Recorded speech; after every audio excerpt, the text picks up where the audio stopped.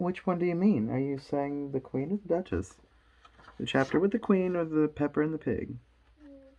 The chapter with the Queen. Okay. Oh, it's been a second. Okay. Hmm. Mm. Mm. All right. So, chapter 7, no, chapter 8, The Queen's Croquet Ground.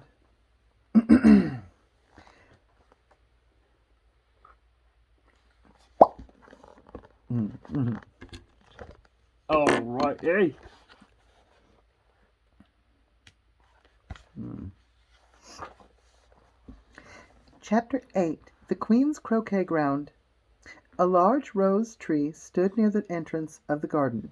The roses growing on it were white, but there were three gardeners at it, busily painting them red.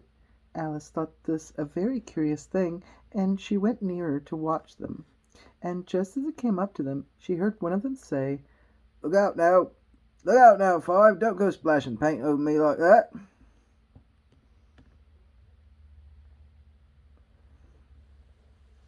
"Can't help it. I couldn't help it," said Five, in a sulky tone. "Seven jogged my elbow." On which Seven looked up and said, "That's right. That's right, Five. Always lay the blame on others." "You'd better not talk," said Five. "I heard the Queen say that only yesterday you deserved to be beheaded." "What for?" said the one who had spoken first. "I don't know. I'm not going to get those voices. I'll mark them one day, but I ain't touching it on this."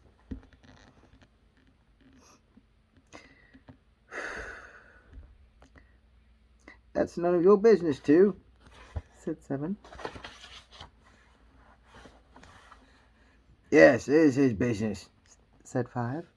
"And I'll tell him it was for bringing the cook. It was for bringing the cook tulip roots instead of onions." Seven flung down his brush and had just begun. "Well, of all the unjust things," when his eye chanced to fall upon Alice as she stood watching them, and he checked himself suddenly, and the others looked round also, and all of them bowed low. "Would you tell me?" Let's see. "Would you tell me," said Alice timidly, "why are you painting those roses?" Five and Seven said nothing, but looked at Two. Two began in a low voice. "Why, it's fact, you see, this, miss. This here ought to have been a red rose tree, but we put a white one here by mistake, and if the Queen finds out about it, we shall have our heads cut off, and you see, miss, we're doing our best afore she comes to." At this moment, Five, who had been anxiously looking across the garden, called out, "The Queen! The Queen!" And here the three gardeners instantly threw themselves flat upon their faces. There was a sound of many footsteps, and Alice looked round, and eager to see the Queen. First came 10 soldiers running, carrying clubs. Those were all shaped like the three gardeners. Ooh. First came 10 soldiers carrying clubs. Those were all shaped like three gardeners, oblong and flat, with their hands and feet at the corners. Next, the 10 courtiers. These were ornamented all over with diamonds, and they walked 2 and 2, as the soldiers did. After these came the royal children. There were 10 of them, and the little dears came jumping merrily along, hand in hand, in couples, and they were all ornamented with hearts. Next came the guests, mostly kings and queens, and among them Alice recognized the White Rabbit. It was talking in a hurried and nervous manner, smiling at everything that was said, and went by without noticing her. Then followed the Knave of Hearts, carrying the king's crown on a crimson velvet cushion, and at last, of all the grand procession. And the last of all the grand procession came the King and Queen of Hearts. Alice was rather doubtful whether she ought to not lie down on her face. Alice was rather doubtful whether or not she ought to have lied down on her face, like the three gardeners, but she could not remember having ever heard such a rule at processions. And besides, what would be the use of a procession, thought she, if all the people had to lie down upon their faces so that they couldn't see it, so that they could not see it. See it. Mm. So she stood there. She stood still where she was and waited. When the procession came opposite to Alice, they all stopped and looked at her, and the Queen said severely, "Who is this?" The fuck, that's the caterpillar. Who is this? She said to the Knave of Hearts. Oh no. Who only bowed and smiled in reply. There we go. That feels better. Idiot! Idiot! Oh, what am I doing with her? Oh, that's the picture. Idiot! Idiot! Idiot! Ooh! Ooh! Oh no! I burst a bubble. Idiot! Idiot! Said the Queen, tossing her head impatiently, and turning to Alice as she went on. What's your name, child? Ooh! That's almost like him. Why? Why? Cartoon Network. Anyway. Ooh. Stop. Cartoons. Anyway. My name is Alice, if you so please, your Majesty. My name is Alice, if you so please, your Majesty. Alice replied politely, but she added to herself, why, they're only a pack of cards after all. I needn't be afraid of any of them. And who are these? And who are these? There we go. And who are these?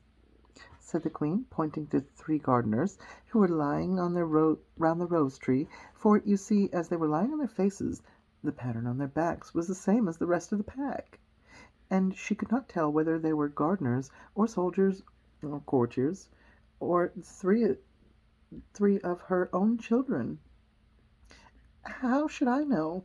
Said Alice, surprised at her own courage. It's no business of mine. It's no business of mine. The Queen turned round, with crimson with fury, after glaring at her for a moment, like a wild beast, screaming, "Off with her head!" Nonsense, said Alice, very loudly and decidedly, and the Queen was silent. The King laid a hand upon her arm, and timidly he said, "Consider, my dear, she's only a child." The Queen turned around away from him, and said to the Knave, "Turn them over." And the Knave did so, very carefully with one foot. Get up, said the Queen in a shrill, loud voice, and the three gardeners instantly jumped up and began bowing to the King and Queen and the royal children and everybody else. "Leave off that!" screamed the Queen. "You make me giddy. You make me giddy." There we go. Let me get it on down there. And then, turning to the rose tree, she went on. "What have you been doing here?" "May it please your Majesty," said Two in a very humble tone, going down on one knee as he spoke. "Well, we were trying." I see,"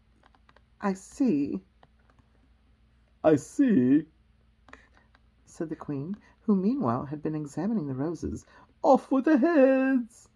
And the procession moved on. Three of the soldiers remained behind to execute the unfortunate gardeners, who ran to Alice for protection. You shan't be beheaded. You shan't be beheaded, said Alice, as she put them into a large flower pot that stood near. 3 soldiers wandered about for a minute or two looking for them, and then quickly marched off after the others. "Are their heads off?" shouted the Queen. "The heads are gone, if you please, your Majesty." The soldier shouted in reply. "Where am I going there? Oh no!" That's right. That's right. I swear that was not intentional. Let's Christopher Walken that one back. That was too close. That was getting in that direction, and I didn't like it. Walk it back, so we don't go a walking.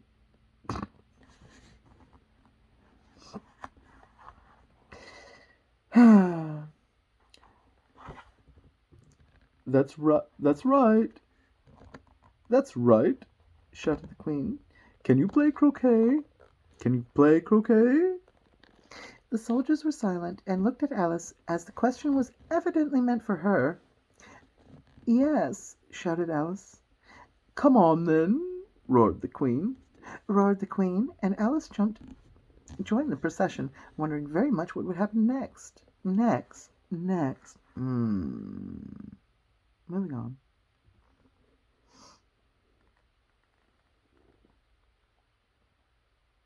Oh no, I got stuck. It's a very fine. What did I do with that one? It's a very fine. It's a very fine day.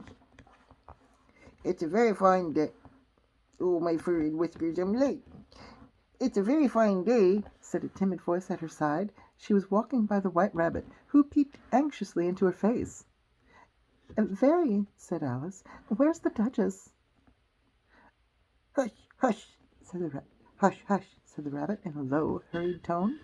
He looked anxiously over his shoulder as he spoke, and then raised himself up on tiptoe, put his mouth close to her ear, and whispered, She's under sentence of execution. What for? said Alice. Did you say, what a pity? What a pity? The rabbit asked. No, I didn't, said Alice. I don't think it's at all a pity. I said, what for? Well, she boxed the queen's ears. The rabbit began. Alice gave a little scream of laughter. Oh, hush, the rabbit whispered in a frightened tone. The Queen will hear you. Oh, you see, she's coming rather late. You see, she came rather late, and the Queen said, Get to your places, shouted the Queen in a voice of thunder. And people began running about in all directions, tumbling up against each other. However, they got settled down in a minute or two, and the game began. Alice thought that she had never seen such a curious croquet ground in all of her life, and it was all ridges and furrows. The balls were all live hedgehogs, and the mallets were live flamingos. The soldiers had to double over themselves and stand on their hands and feet to make arches. The chief difficulty Alice found that was first in managing her flamingo. She succeeded in getting the body tucked away comfortably enough under her arm, with its legs hanging down, but generally just as she had got its neck nicely straightened out, and was going to give the hedgehog a blow with its head. With its head it would twist itself round, looking up in her face, which was such a puzzled expression that she could not help bursting out laughing. And when she got its head down and was going to begin again, very provoking to find that the hedgehog had unrolled itself and was in the act of crawling away. Besides all this, there were generally a ridge of furrow in the way wherever she wanted to send the hedgehog to, and as doubled up soldiers were always getting up and And as the doubled up soldiers were always getting up and walking off to other parts of the ground, Alice soon came to the conclusion that it was a very difficult game indeed. I'm getting tired. Maybe I should just stop. Yeah. 15 minutes in, and I've been playing with my voice all throughout the day, so that's fine. Mm-mm. So that's fine. I've been playing with my voice all day. Let me bring it up. Ready, steady, Eddie. Let's go. Okay, so, yes, you're asleep. I hear snoring. He's done. And so is my voice if it's back here.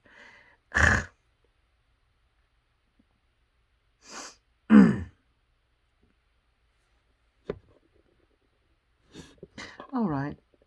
Peace, love, and hairspray. Love you all. And by all I mean me, because really this is just for me. But if another human being is actually watching this, this is not easy. This is hard.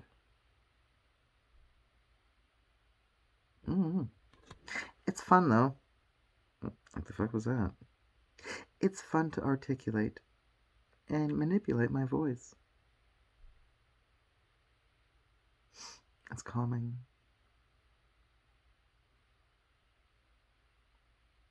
Life in all its mysteries, who cares?